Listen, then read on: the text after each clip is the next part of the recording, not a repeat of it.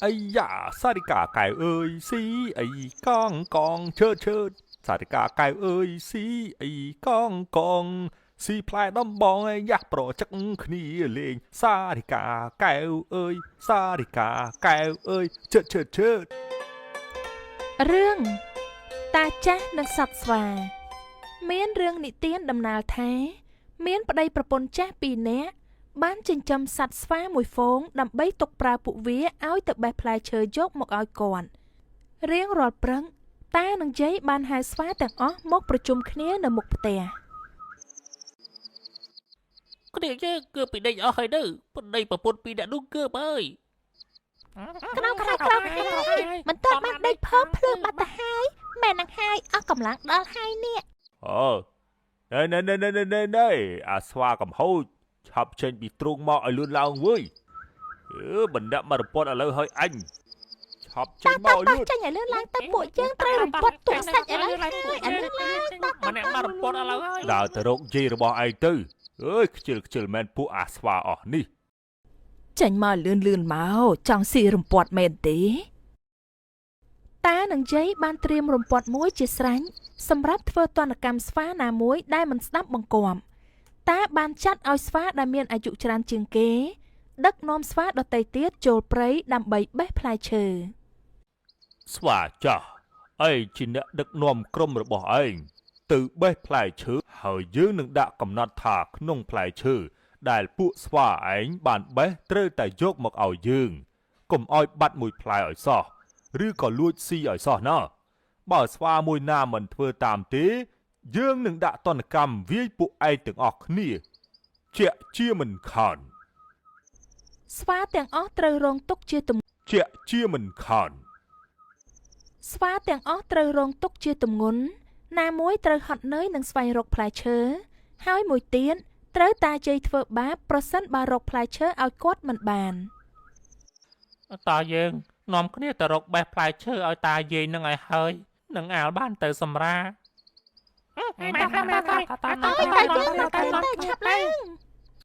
ចូលមកដល់បុរសម្នាក់ដែលប្រកបមុខរបរចិញ្ចឹមជីវិតដោយការដាំដំណាំផល្លានុផលជាច្រើនមុខហើយអ្នកភូមិតែងតែហៅគាត់ថាតាតែន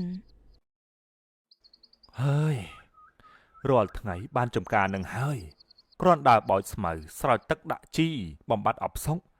ជីវិតអ្នក single មានតែប៉ុណ្ណឹង អេតាអីក៏មិនម៉េះសុទ្ធតែ single អីណាមើលម៉ោង6ព្រឹកតាមតែនមកដល់ចំការម៉ោង12ហូបបាយហើយម៉ោង5តាតែនគាត់ទៅផ្ទះវិញយកដំណឹងនេះទៅប្រាប់គ្នាយើងសិនតាតែនតែន តាតែនគាត់បានថែដំណាំរបស់គាត់យ៉ាងដិតដល់ជាទីបំផុត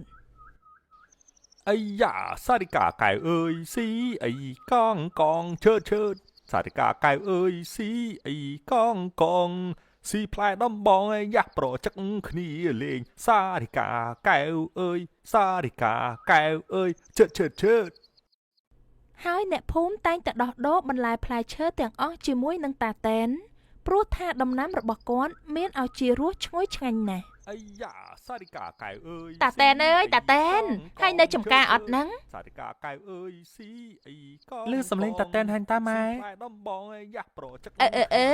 អែបទូកទៅគៀនបន្តិចតាឆ្លូន សារិកា បាទម៉ែ អើយឈើយីលឺមុនអាណាស្រែកហៅយើងហ្នឹង អូតាតែនតាតែនមើលទៅដូចសប្បាយចិត្តដល់ហើយច្រៀងឡើងលឺពេញចំការត្មងហើយអូតាតែនតាតែនមើលទៅដូចសប្បាយចិត្តដល់ហើយច្រៀងឡើងលឺពេញចំការត្មងហើយនេះ យើងលឺមាត់តើហើយម៉ែកូនឯងមកពីណាហើយមានការអី តាពេលទៅផ្ទះវិញបេះអាលឹកយកឲ្យខ្ញុំ 4-5 ផ្លែផងខ្ញុំមានពូវែងមួយក្បាលទុកដូរជាមួយតា យីអាលបលយោស៊ីភ្លើអារម្មណ៍អញម្ល៉េះនេះ អាឆ្លូនវាលេងសើចនឹងតាទេអញ្ចឹងទៅវិញបេះឲ្យផងណាតា យើងដឹងហើយខ្ញុំតាហើយតា ហើយស្វាដែលបានលបមើលតាតែនក៏បាននាំដំណឹងនេះទៅប្រាប់គ្នារបស់ពួកគេ Hello everybody Hello dear team ទាំងអស់គ្នាម៉ណែខ្ញុំមានដំណឹងប្រាប់ ខ្ញុំបានត្រឡប់មើលតាតែនឃើញថាដំណាំរបស់គាត់ពិតជាល្អៗណាស់ហើយម៉ោង5គាត់ត្រឡប់ទៅផ្ទះវិញហើយអញ្ចឹងពេលគាត់ទៅផ្ទះពួកយើងនឹងចេញប្រតិបត្តិការ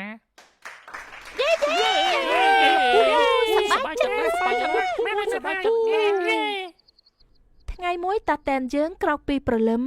ស្ទុះទាញធុងទឹកដើរសម្ដៅទៅចំការរបស់គាត់ដូចសប្ដង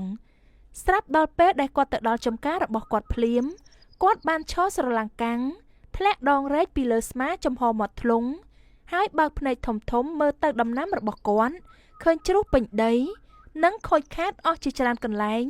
តាតែនរបស់យើងខឹងខ្លាំងណាស់ ហើយយើងខឹងខ្លាំងណាស់តាអាថ្លើមដោះរោមណាអីក៏ចិត្តធំម្លេះហ៊ានចូលមកបំផ្លាញដំណាំអញដូចនេះ គិតរួចតាតែនក៏ចាំលួចមើលចង់ដឹងថាតើនរណាចូលបំផ្លាញដំណាំរបស់គា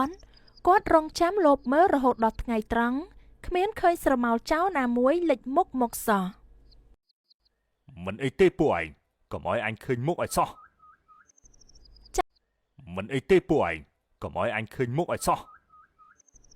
ចាំអស់ចិត្តរហូតដល់ថ្ងៃលេង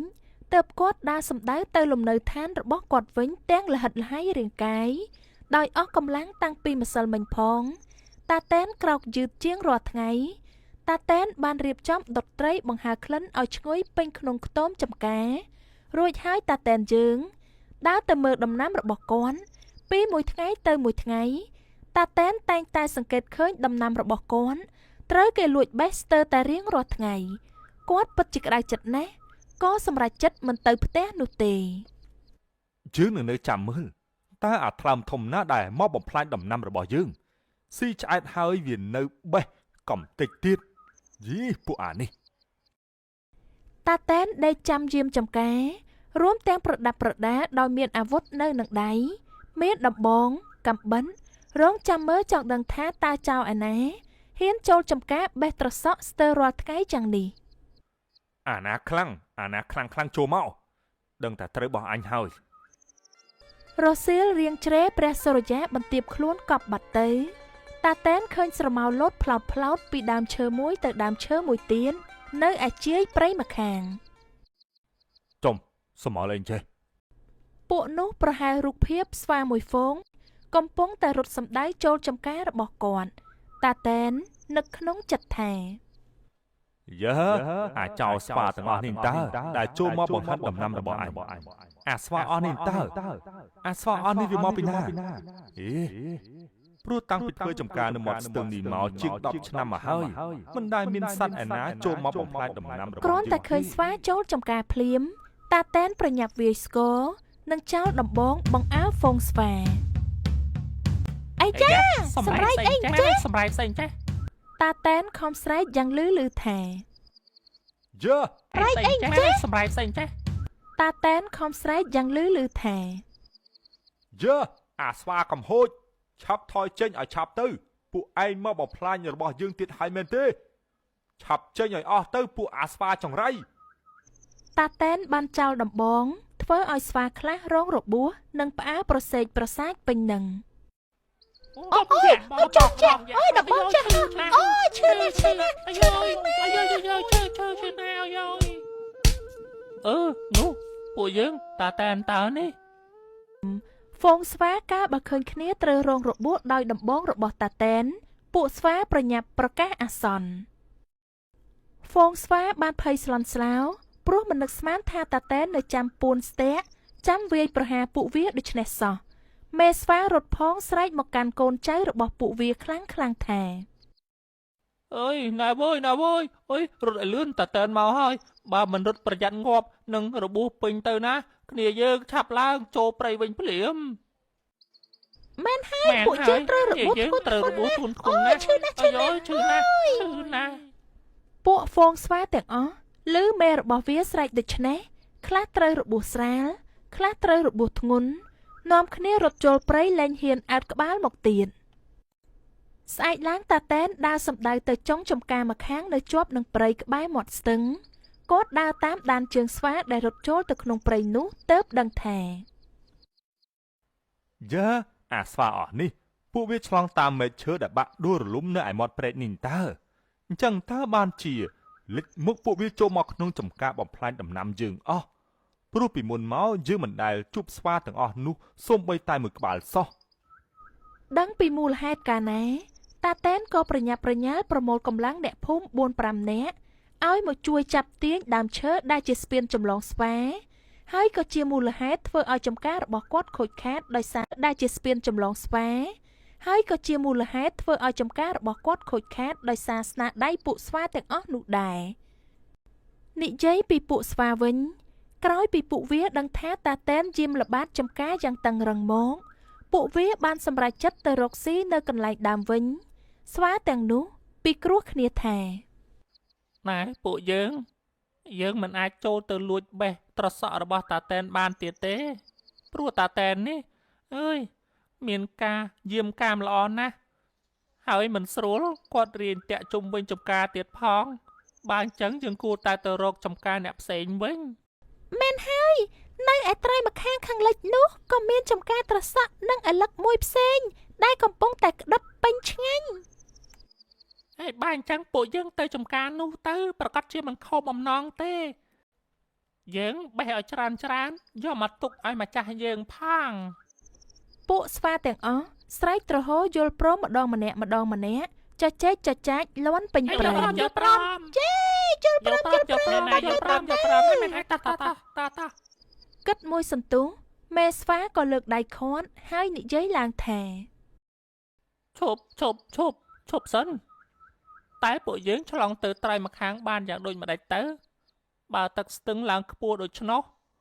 មុខជាយើងហូរចូលព្រែកហើយតាតែនបានទាញដើមឈើត្រេតនោះទៅបាត់ទៀតបើអញ្ចឹងយើងមិនអាចឆ្លងបានតាមដើមឈើនោះទៀតទេមិនអីទេពួកយើងអាចហែកឆ្លងបានតាមិនកើតទេ